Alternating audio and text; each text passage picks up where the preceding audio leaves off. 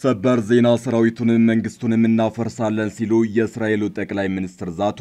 አልሞት ባይ ተጋዳይ የሆነችው ኢራን በበኩሏ የእስራኤልን የኒውክሌር ጣቢያ በአንድ የሚሳኤል ምት አፈራርሳዋለች። ኤፍ-35 የተሰኘው ተወርዋሪ የእስራኤል ጀትም በኢራን ተመቶ ወድቋል። በመካከለኛው ምስራቅ የአየር ላይ ትንቅንቁ ቀጥሏል። አሜሪካ ከእስራኤል ጀርባ ሆና ኢራንን እያደባየች ነው።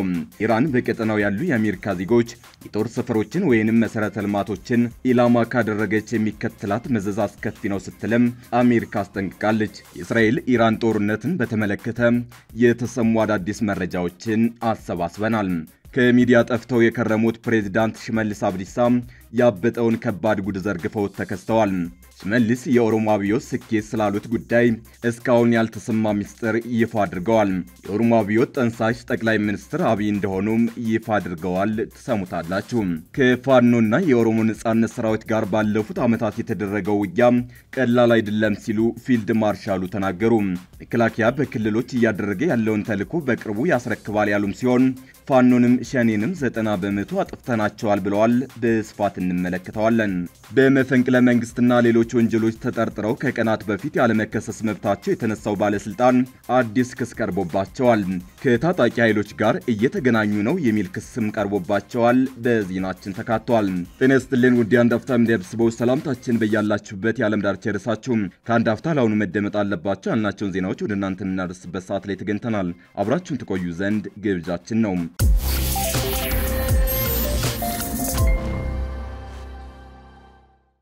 ከሚዲያ ጠፍተው የከረሙት ፕሬዝዳንት ሽመልስ አብዲሳ ያበጠውን ከባድ ጉድ ዘርግፈው ተከስተዋል። ሽመልስ የኦሮሞ አብዮት ስኬት ስላሉት ጉዳይ እስካሁን ያልተሰማ ሚስጥር ይፋ አድርገዋል። የኦሮሞ አብዮት ጠንሳሽ ጠቅላይ ሚኒስትር አብይ እንደሆኑም ይፋ አድርገዋል። ጠቅላይ ሚኒስትር አብይ አህመድ ስለጠነሰሱት የኦሮሞ ኢኮኖሚ አብዮት የኦሮሚያ ክልል ፕሬዝዳንት አቶ ሽመልስ አብዲሳ በይፋ ተናግረዋል። የኦሮሞ ኢኮኖሚ አብዮት በጠቅላይ ሚኒስትሩ ሐሳብ አመንጭነት የተጀመረ መሆኑን ሽመልስ አብዲሳ ተናግረዋል። የኦሮሞ የኢኮኖሚ አብዮት የተጠነሰሰው ጠቅላይ ሚኒስትሩ ወደ ስልጣን በመጡበት ወቅት መሆኑ ተጠቁሟል። አብይ የነደፉት የኦሮሞ ኢኮኖሚ አብዮት ፕሮጀክት በአሁኑ ወቅት ተጨባጭ ውጤቶችን እያስመዘገበ ነው ተብሏል። በ22 ቢሊዮን ብር ወጪ ተገንብቶ በዛሬው ዕለት የተመረቀው ኬኛ የመጠጦች ፋብሪካ አብይ የወጠኑት የኦሮሞ ኢኮኖሚ አብዮት ውጤት መሆኑን ሽመልስ ተናግረዋል። የኦሮሞ ኢኮኖሚ አብዮት ባለቤት አብይ መሆናቸውን ሽመልስ ይፋ ያደረጉት በፋብሪካው ምርቃት ፕሮግራም ላይ ባደረጉት ንግግር ላይ ነው። ሽመልስ በንግግራቸው አብይ ለኦሮሞ ሕዝብ ካስገኟቸው ድሎች መካከል የኢኮኖሚ አብዮት ፕሮጀክቱ አንዱ ነው ብለዋል። አብይ ሐሳቡ አመንጭ ሆነው ለስኬት አብቅተውታል በተባለው የኦሮሞ ኢኮኖሚ አብዮት ፕሮጀክት ግዙፍ ምርቃት ላይ እንዳልተገኙ ተነግሯል። በአብይ ምትክ ፕሬዝዳንት ታዬ አጽቀሥላሴ በቦታው ተገኝተው ፋብሪካውን መርቀዋል።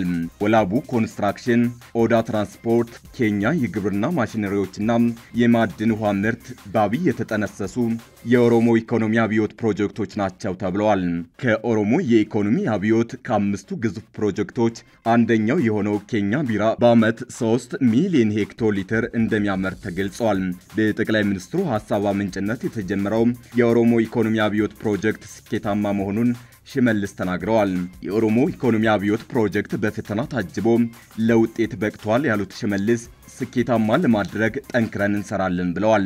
የኬኛ ቢራን ወደ ገበያ መቀላቀል አስመልክቶ ከሰሞኑ በአዲስ አበባ ማብራሪያ የሰጡት የሽመልስ ምክትል አቶ አወሉ አብዲ የኦሮሞ ኢኮኖሚ አብዮት ፕሮጀክት የኦሮሞ ትግል ውጤት ነው ብለዋል። ኦሮሞ ስኬታማ ትግል አድርጎ ድሉን እያጣጣመ መሆኑን የገለጹት አወሉ የፖለቲካ ድሉ በኢኮኖሚ እየተደገመ መሆኑን ጠቁመዋል። ሰራዊቱንም መንግስቱንም እናፈርሳለን ሲሉ የእስራኤሉ ጠቅላይ ሚኒስትር ዛቱ። አልሞት ባይ ተጋዳይ የሆነችው ኢራን በበኩሏ የእስራኤልን የኒውክሌር ጣቢያ በአንድ የሚሳኤል ምት አፈራርሳዋለች። ኤፍ-35 የተሰኘው ተወርዋሪ የእስራኤል ጀትም በኢራን ተመቶ ወድቋል። በመካከለኛው ምስራቅ የአየር ላይ ትንቅንቁ ቀጥሏል። አሜሪካ ከእስራኤል ጀርባ ሆና ኢራንን እያደባየች ነው። ኢራን በቀጠናው ያሉ የአሜሪካ ዜጎች የጦር ሰፈሮችን ወይንም መሰረተ ልማቶችን ኢላማ ካደረገች የሚከተላት መዘዝ አስከፊ ነው ስትልም አሜሪካ አስጠንቅቃለች። የመልሶ ማጥቃት እርምጃ እየወሰደች የምትገኘው ቴህራን ዛሬ ማለዳ በፈጸመችው ጥቃት ቴል አቪቭ አቅራቢያ የሚገኘውን የኒውክሌር ጣቢያ ኢላማ አድርጋለች ተብሏል። ኢራን 200 የጦር ጀቶችን ማስወንጨፏን የእስራኤል ጦር አስታውቋል። ከዚህ በተጨማሪም በደቡብ እስራኤል የእስራኤል F-35 ተወርዋሪ ጀትም ከኢራን ሮኬት ተመቶ መውደቁ ተነግሯል። ጠቅላይ ሚኒስትር ቤንያሚን ኔታንያሁ ደግሞ የኢራንን መንግስት እናፈርሰዋለን ሲሉ እየዛቱ ነው። ኢራን ግን እንዴት ተደርጎ እያለች ነው። ለሀገራችሁና ለታሪካችሁ ስትሉ እንዲሁም በባንዲራችሁ ጥላ ስር በአንድ ላይ ለመሰባሰብ ሰዓቱ ደርሷል ሲሉ ኔታንያሁ መልእክት አስተላልፈዋል። ጠቅላይ ሚኒስትር ኔታንያሁ በተንቀሳቃሽ ምስል ባስተላለፉት መግለጫ ሰይጣኑንና ጨቋኙን ብሎም ደካማውን አገዛዝ መገርሰስ አለባችሁ ሲሉ አሳስበዋል። የማያንቀላፋ አንበሳ ዘመቻ በሚል በኢራን ላይ ያደረግነው ጥቃት በእስራኤል ላይ የሚደረጉ የኒውክሌርና ባላስቲክ ሚሳኤል ስጋቶችን ለማጥፋት ነው ሲሉ ኔታንያሁ ገልጸዋል። እስራኤል በኢራን ላይ ጥቃት ማድረሷን ተከትሎ ኢራንም ያጸፋ እርምጃ በመውሰድ በቴል አቪቭ ላይ የባላስቲክ ሚሳኤል ጥቃት ማድረሷን አስታውቃለች። የኢራን ባለስልጣናት ጽዮናውያኑ ዋጋቸውን ይቀበላሉ ሲሉ መዛታቸው ይታወሳል። የሁለቱን ሀገራት ግጭት ተከትሎ የተለያዩ ሀገራት መሪዎች አሁንም ድረስ ውጥረቱ እንዲረግብ ጥሪ ማቅረባቸውን ቀጥለዋል። በቀጠናው የእስራኤልና ኢራን ትንቅንቅ የአሜሪካው ባለስልጣን አዲስ መረጃን በዛሬው ዕለት ሰጠዋል። እስራኤል በኢራን ላይ የፈጸመችውን ጥቃት በተመለከተ ከጥቃቱ በፊት አሜሪካ ምክር ተጠይቃ በምላሹ ራሷን ለመከላከል መሰረታዊ ነው የሚል ምላሽ እንደተሰጣት የአሜሪካ ባለስልጣን ተናግረዋል። አሜሪካ ስለ ጥቃቱ ቀድሞ ቢነገራትም በእነዚህ ጥቃቶች ላይ ወታደራዊ ተሳትፎ አልነበራትም ሲሉ የሀገሪቱ የዓለም አቀፍ ድርጅት ጉዳዮች ቢሮ ከፍተኛ ባለስልጣን ማኮይ ፒት ለተባበሩት መንግስታት ድርጅት የጸጥታው ምክር ቤት ተናግረዋል። ዋነኛው ቅድሚያ የምንሰጠው በቀጠናው ውስጥ ያሉ የአሜሪካ ዜጎች፣ ሰራተኞችና ኃይሎችን ጥበቃ ነው ብለዋል።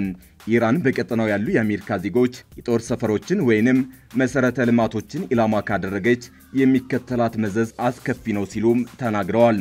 የአሜሪካ አቋም ኢራን ስምምነት ማድረግ አለባት የሚል እንደሆነ ገልጸው ሀገራቸው ዲፕሎማሲያዊ መፍትሄ ትሻለች ብለዋል። የኢራን አመራሮች በዚህ ወቅት መደራደራቸው ብልህነት ነው ብለዋል። ከፋኖና የኦሮሞ ነጻነት ሰራዊት ጋር ባለፉት ዓመታት የተደረገው ውጊያ ቀላል አይደለም ሲሉ ፊልድ ማርሻሉ ተናገሩ። መከላከያ በክልሎች እያደረገ ያለውን ተልዕኮ በቅርቡ ያስረክባል ያሉም ሲሆን ፋኖንም ሸኔንም 90 በመቶ አጥፍተናቸዋል ብለዋል። ፊልድ ማርሻሉ ከሰሞኑ በፓርላማ ቀርበው በሰጡት ሀገራዊና ቀጠናዊ ጉዳዮች ላይ ከቀይ ባህር እስከ ውስጥ የደህንነት ስጋቶች አንስተዋል። ስለ ኢትዮጵያና ኤርትራን አሁናዊ ግንኙነት የተናገሩት ፊልድ ማርሻሉ በውጭ ጉዳይ ሚኒስቴር ሲሰጥ የነበረውን ማብራሪያ ሙሉ በሙሉ ሽረውታል።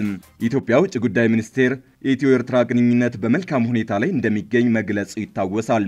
ይሁን እንጂ በጠቅላይ ሚኒስትር አብይ አህመድና በፕሬዝዳንት ኢሳያስ አፈወርቂ አስተዳደር የተጀመረውን ወዳጅነት መክሸፉን ፊልድ ማርሻሉ በፓርላማ ማብራሪያቸው ተናግረዋል። የሁለቱን ሀገራት ግንኙነት ለማሻሻል የተደረገው ከፍተኛ ጥረት ከሽፏል፣ ወደ ኋላ ተመልሷል ብለዋል።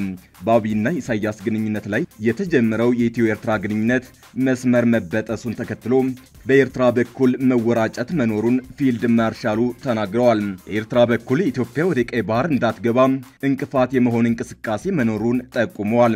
ኤርትራን ጨምሮ የቀጠናው ሀገራት ኢትዮጵያ ወደ ቀይ ባህር እንዳትገባ የመከላከል ስራ ላይ መጠመዳቸውን ፊልድ ማርሻሉ ገልጸዋል። ምንም እንኳን ኤርትራን የቀጠናው ሀገራት ተባብረው ወደ ቀይ ባህር መግቢያ አማራጮችን ለመዝጋት ቢተባበሩ መግባታችን አይቀርም ብለዋል። ከ4 ዓመት በፊት የባህር ኃይል ያደራጀነው ወደዚህ ለመግባት ነው በማለት ኢትዮጵያ የባህር ኃይሏን በቀይ ባህር ላይ ማስፈሯ አይቀሬ መሆኑን ጠቁመዋል። ኢትዮጵያ ባህር ኃይል ባለፉት 4 ዓመታት ራሱን በከፍተኛ ፍጥነት ማደራጀቱን ተናግረዋል። ባህር ኃይሉ ከሰው ኃይል እስከ ትጥቅ ዝግጅቱን አጠናቆ በአሁኑ ወቅት ግዳጅ የመቀበል ቁመና ላይ እንደሚገኝ ፊልድ ማርሻሉ አስታውቀዋል። ኢትዮጵያ በቀይ ባህር ላይ የደህንነት ስጋት እንዳለባት ፊልድ ማርሻሉ ተናግረዋል። የባህር ኃይሉ ዝግጅት በቀይ ባህር ላይ ያለውን የደህንነት ስጋት ለመቆጣጠር መሆኑንም አመላክተዋል። የቀይ ባህር ስጋትን ለመቀነስ ከኤርትራ ጋር ተባብረን ለመስራት እንፈልጋለን፣ ባህሩ የሁላችንም እንዲሆን እንፈልጋለን ብለዋል። በኤርትራ በኩል ኢትዮጵያ ወደ ቀይ ባህር መግባት የለባትም በሚል ከሩቅም ከቅርብም ትብብሮችን እያስተባበረች ነው ብለዋል። በሌላ በኩል ፊልድ ማርሻሉ በፓርላማ ማብራሪያቸው የውስጥ የመንግስት ተቀናቃኞችን የተመለከተ ነው። ከአማራ እስከ ኦሮሚያ ከትግራይ እስከ ቤኒሻንጉል ጉሙዝ የታጠቁ ኃይሎች በመንግስት ላይ ማመጽ የውክልና ጦርነት አካል ነው ብለዋል። ፊልድ ማርሻሉ ባለፉት ዓመታት የተፈጠሩና አሁንም የቀጠሉ የእርስ በርስ ጦርነቶች የውክልና ጦርነቶች ናቸው ብለዋል።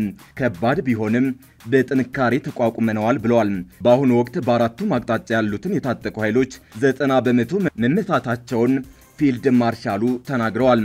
እንደ ፊልድ ማርሻሉ ገለጻ 10 ቁመና ቀርቷቸዋል የተባሉ የታጠቁ ኃይሎች በአጭር ጊዜ ይለቀማሉ ተብሏል።